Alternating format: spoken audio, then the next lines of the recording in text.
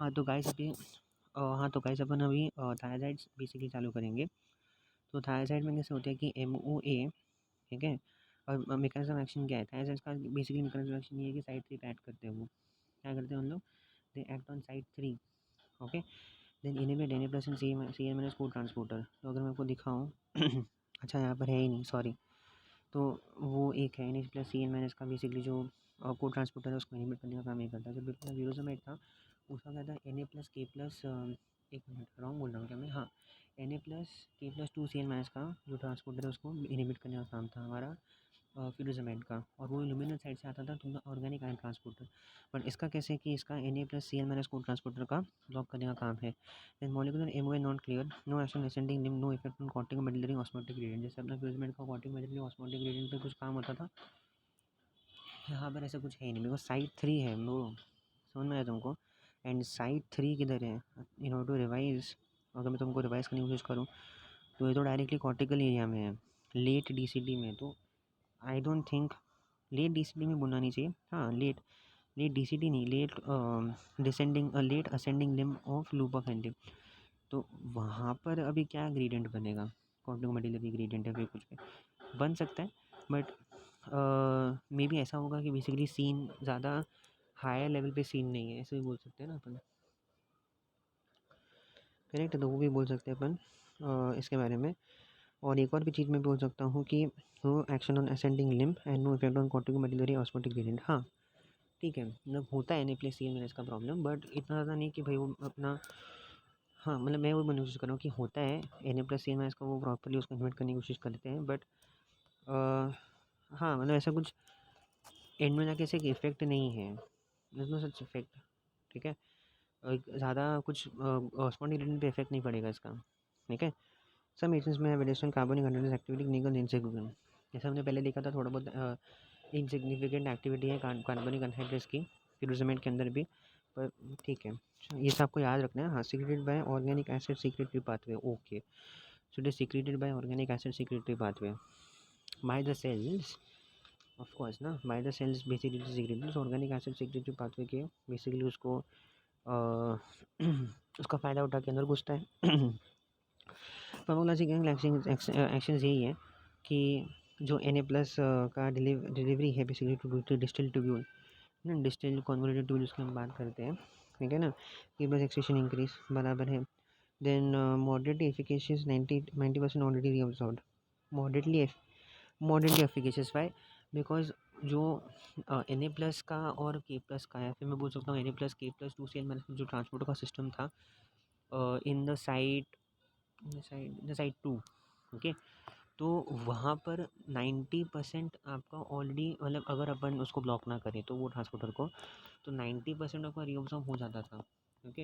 Hardly 10% Na plus यहाँ पर से इस मैकेनिज्म से रीअब्सॉर्ब होता था। Na प्लस CN- के को ट्रांसपोर्टर के मैकेनिज्म से रीअब्सॉर्ब होता था। बट जो मेजर रीअब्सॉर्प्शन था वो तो पहले से हो चुका है, समझ में है आपको? या सो वो एक मैं बात बोलना चाहूँगा।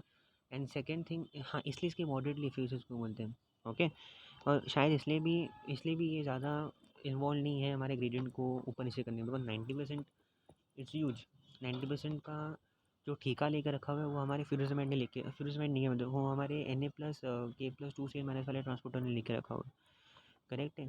तो या एक तरफा अपन वो भी बोल सकते हैं, ठीक है। तो ज़्यादा ठेका तो उसने लेके रखा हुआ है, तो इसके हाथ में तो कुछ आ ही नहीं रहा है ना काम करने लायक, तो इसलिए बराबर। No significant change in acid base balance, correct.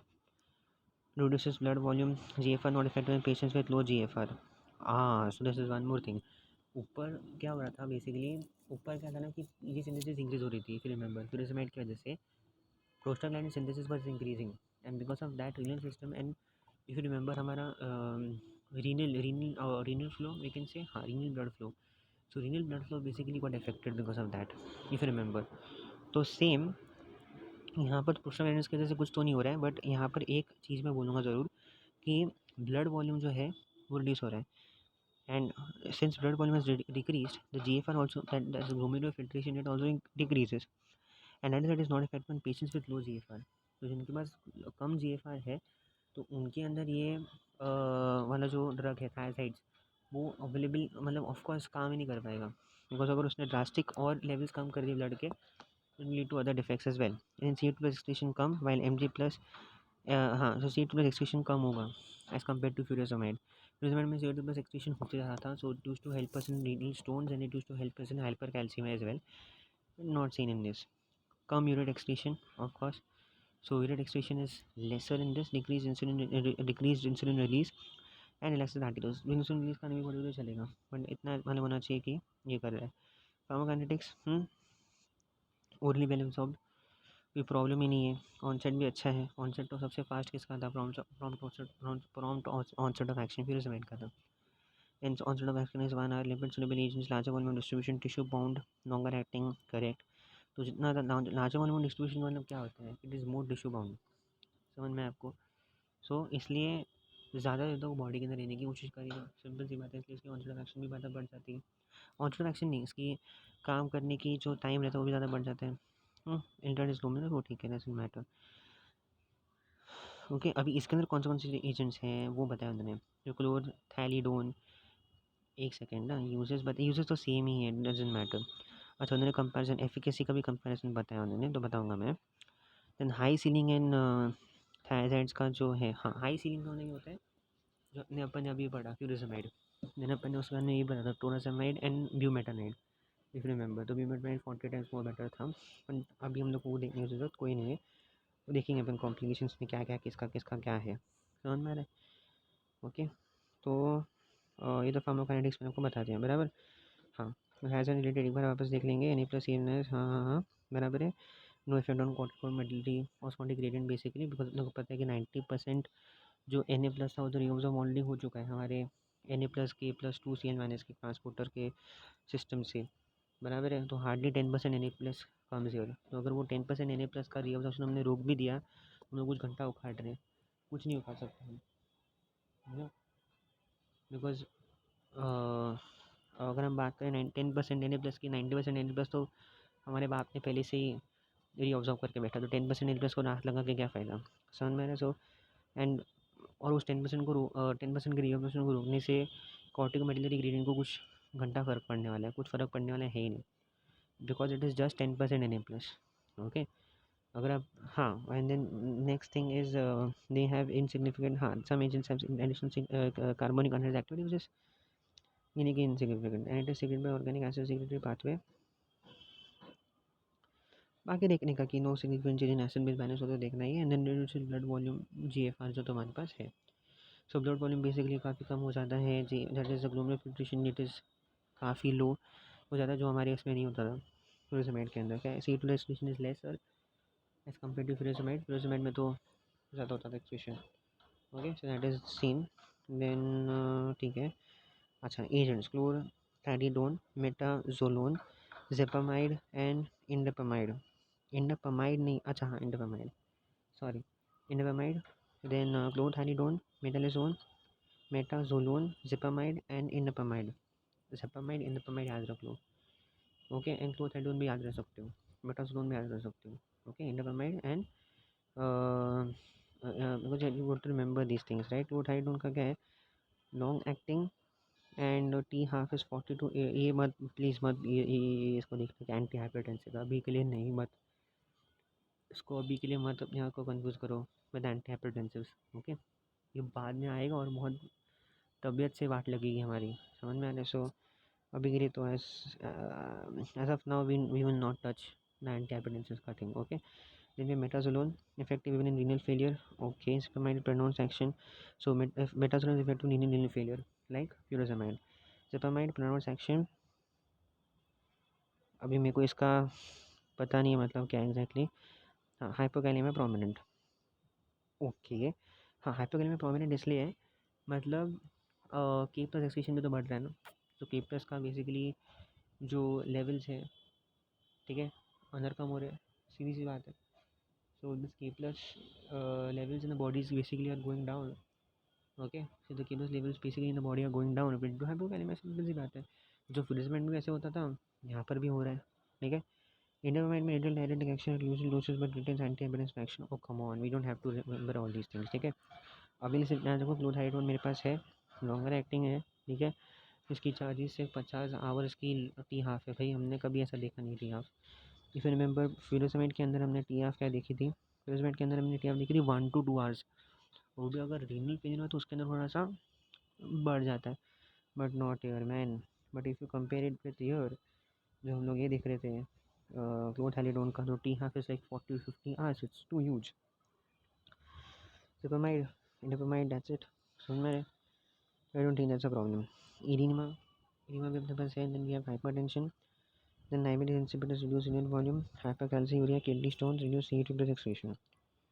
Okay, so uses के लिए देखो मैंने बोला था सेम यूजेस, करेक्ट है। For mild to moderate oedema, बस ज़्यादा कुछ यूजेस पढ़ने की जरूरत नहीं है। जो हमने पहले बताए थे फ्यूरोसमेंट के यूजेस, वो इसमें आपको थोपने हैं। चलो, now you have to consider the comparison between them, मतलब कौन से डोज पे कितना एफिकेसी मिल रही है। समझ में आया आपको? या फिर मैं बोल सकता हूँ कि कितना एक्सक्रीशन हो रहा है। Na+C excretion will be nothing but deciding the efficacy of the diuretic drug, correct है। तो यहाँ पर उन्होंने वही बताया कि percentage of this NaCl excreted. So in loop diuretics, in this small dose, you're getting so much of the zeniprazine CMS excreted, but in so much doses like this, समझ में आया? तो थायराइड्स क्या काफ़ी कम, इसलिए तो हमने उसको बोलते हैं मॉडरेटली एफिकेशियस है। समझ में आया आपको?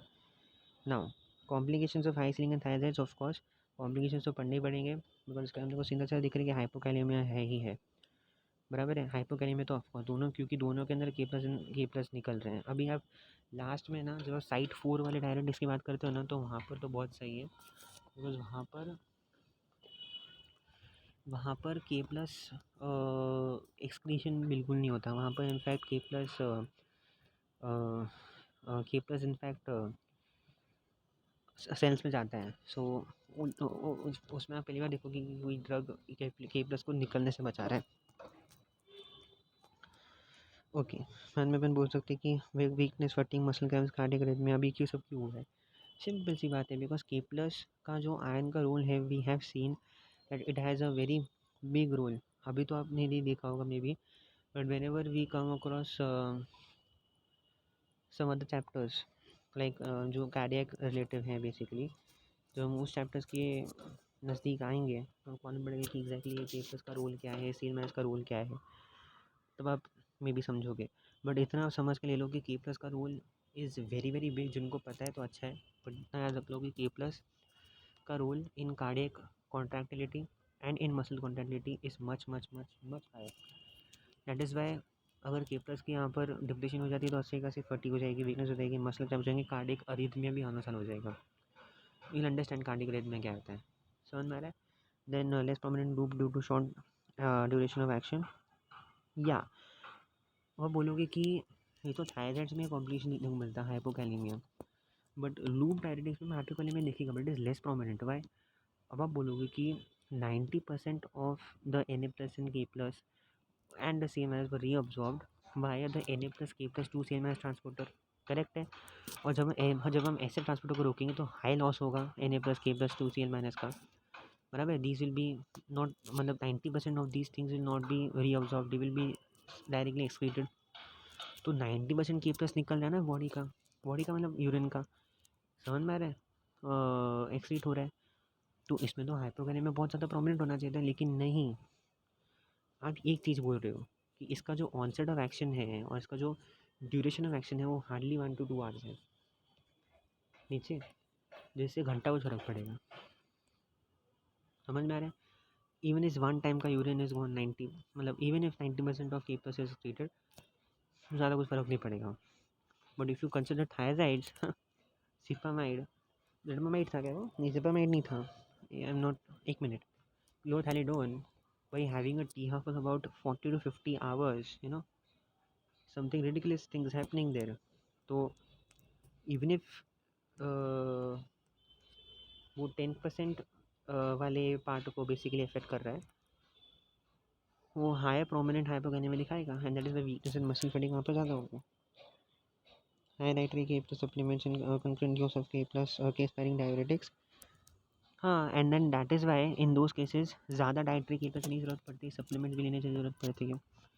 Concurrent use of K+ sparing diuretics, हाँ, concurrent use of K sparing मतलब पोटेशियम स्पेरिंग डायरेटिक्स, डायरेटिक्स जो पोटेशियम को स्पेयर करते हैं।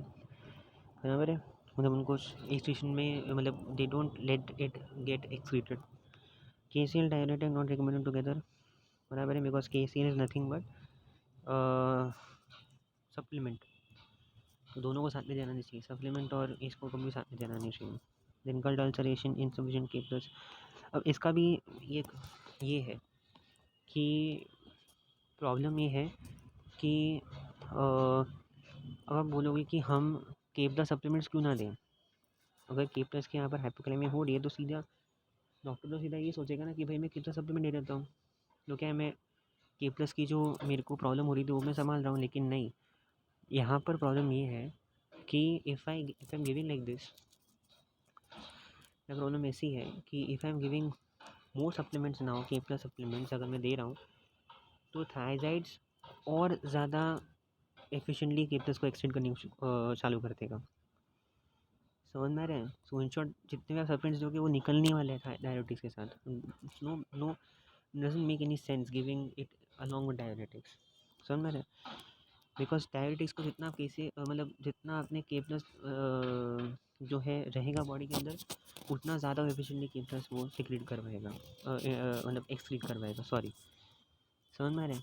सो इंस्टेड अगर आपको रोकना है के प्लस मतलब हमारे हाइपोकैलेमिया को, तो इंस्टेड आप क्या करो कि आप उसको सप्लीमेंट दो ही मत पेशेंट को। क्या है, फिर बॉडी में अपने आप कम के प्लस रहेगा, तो ऑफकोर्स थायराइड भी खुद सोचेगा कि अभी बॉडी में कम के प्लस है, तो खुद भी के प्लस कम निकालेगा, एक्सटेंड करेगा। समझ में आ रहा है आपको। तो उस हिसाब से देन ये दो कॉम्प्लिकेशन निकले। थोड़े और कॉम्प्लिकेशन थे, एक्यूट साइलेंट डिप्रेशन, डिहाइड्रेशन में लो BP. Of course silent depression तो एक्यूट दिखने को मिलेगा ही ना। ये मैं बोल रहा हूँ कि थायराइड का लोन नहीं है, लूप डायबिटीज़ का भी साथ में है, तो सलाइन कम हो जाए, water is going to gets excreted basically. अगर आपको एडिमा होता है बॉडी के अंदर, बराबर, हम लोग ये सब डायबिटीज़ क्यों लेते हैं, बस हम लोग को बॉडी में एडिमा होता है, बॉडी में बहुत सारे फ्लूइड भर चुका है, उस फ्लूइड को हमको निकालना है। So we are using this diuretics to remove that water. हम बोलोगे कि वाटर तो किधर भी नहीं निकल रहा, अरे जहाँ पर हमारा Na+ जा रहा है वहाँ पर उसको वाटर भी फॉलो करेगा। तो Na+ getting excreted, water will follow that Na+ and get excreted as well. तो उस हिसाब से हम दिमाग लगा के वाटर निकाल रहे हैं हमारी बॉडी से जितना हो सके। करेक्ट है। तो एक्यूट साइलेंट डिप्रेशन इसके वजह से ज़्यादा से ज़्यादा वाटर निकल रहे हैं, आपके सल्यूट्स निकल रहे हैं हमारी बॉडी से। Dilutional hyponatremia, and CHF with high ceiling, ये मत देखो, बिकॉज मेरे को भी ये पॉइंट समझ में नहीं आया था एक्जैक्टली। डायल्यूशनल हाइपोनाइट्रीमिया का मतलब ये होता है कि बॉडी में तो सोडियम अच्छा ही है, बट क्योंकि ज़्यादा पानी है बॉडी के अंदर, तो क्या है ना कि बाहर से दिखता है कि सोडियम का कॉन्सेंट्रेशन कम है, मतलब वो सोडियम डाइल्यूट हो चुका है, तो बाहर से लग रहा है कि भाई सोडियम बहुत कम है। समझ में आया। तो this happens in CHF actually, जो कार्ड ये जो CHF जो डिज़ीज़ है बेसिकली, इसके अंदर हमको दिखता है कि काफ़ी ज़्यादा वाटर जो है रिटेन हो जाता है हमारे बॉडी के अंदर। एडिमेटस टिश्यूज़ देखने को मिलते हैं, लंग्स में एडिमा हो जाता है। तो क्या होता है ना कि इसके अंदर हमको डायल्यूशनल हाइपोनाइट्रीमिया देखने को मिलता है। So kidneys try to retain water. No, so after seeing this, what will happen? In this case, kidneys try to retain water, but not so due to drug, ECM diluted. Remains sodium nitric acid. So even if your sodium is getting uh, excreted, it will still lead to edema. So this point has to be understood properly. Now see, kidneys try to retain water. Why is it kidney trying to retain water? ठीक है, उनको पता है, मतलब वो बता, पहली बार तो उन्होंने यहाँ पर एक चीज़ क्या बोली कि हम लोग को डायल्यूशन हाइपोनेट्रिया में देखने को मिलेगा in CHF if we take your high ceiling drugs. तो उसमें कैसे होगा ना कि kidneys will always try to retain water. Okay, so kidneys will always try to retain water.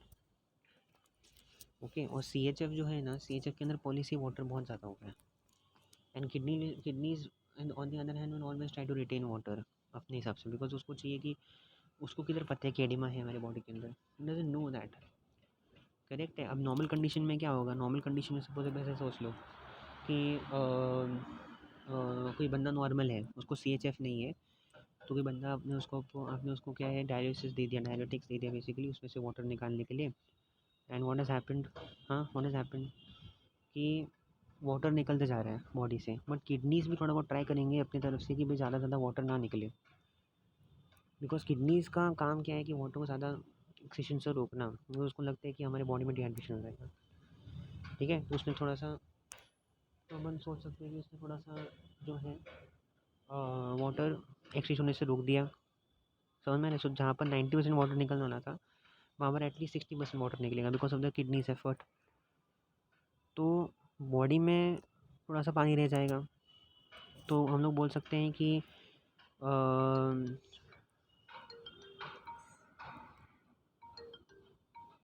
तो कैसे होगा कि अगर CHF, हाँ अभी अभी ये तो मैंने नॉर्मल कंडीशन की बात की, बट अगर किसी बंदे को CHF है तो उसके अंदर पहले से बॉडी के अंदर पानी भरा हुआ है, एडिमा भरा हुआ है, और उसमें क्या हो गया है कि पहली बॉडी में इतना सारा पानी भरा हुआ है, और तब हमने अगर डायलिसिस किया, तब हमने अगर diuretics they the, then what will happen? Then if in that case if you're giving your diuretics to that person, तो पानी निकलेगा, बराबर है, एक्सक्रीशन होगा पानी का, 90% एक्सक्रीशन जो हम एक्सपेक्ट कर रहे थे 90% एक्सक्रीशन होगा, वहाँ पर किडनी अपना एफर्ट करेगा, तो जहाँ पर 90% निकलना चाहिए वहाँ पर 60% निकलेगा, तो 30% got saved from getting excreted, and that 30% will go in the form of will basically join hands with that edematous water in the body, बराबर है। तो इंस्टेड मतलब अच्छा खासा वाटर निकला है, बट उतना एफिशिएंटली नहीं निकला है कि वो एडिमा को पूरी तरह से ख़त्म कर सके। So then too oedema is still getting filled, or we can say edema is still prevailing. That is why it is said that it is getting, मतलब हाँ, since even if natriuresis happens, we are seeing that edema happening. Okay, so वो एक चीज़ है। Then GID disturbances is seen, GID disturbances को देखा है basically अपने को, हमने ऊपर देखा था गट अल्सरेशन, तो GID डिस्टर्बेंसेस तो ऑफकोर्स होंगे, nausea, vomiting, diarrhoea, and that's it, बाकी देखने की ज़रूरत नहीं है। देन एक सेकेंड, इंटरेक्शंस के बारे में क्या बोला उन्होंने, पोटेंशिएट एंटी हाइपरटेंसिव एजेंट्स, यहाँ पर क्या लिखा हुआ, इंटरेक्शन, अभी ड्रग ड्रग इंटरेक्शन भी याद करनी पड़ती है अपने को, तो उन लोग बोल रहे हैं कि एंटी हाइपरटेंसिव एजेंट्स का जो एक्शन होगा वो पोटेंशियल हो जाएगा। ओके, बराबर है, सो एंटी हाइपरटेंसिव का जो एक्शन होगा वो पोटेंशिएट हो जाएगा। Okay, we get potentiated, anti hypertensive agents will act more efficiently now, digitalis toxicity और इंक्रीज हो जाएगी। मन में NSAIDs diminish action of loop diuretics, तो जो NSAIDs the non steroidal anti inflammatory drugs वो लूप डायरेटिक्स का एक्शन बिल्कुल डिमिनिश कर देंगे। And probenecid reduces concentration of tubular fluid. Okay, वो देखने की ज़रूरत नहीं है। सो कार्बनिक अनाइड्स का हम लोग नेक्स्ट वीडियो में देखेंगे, ठीक है।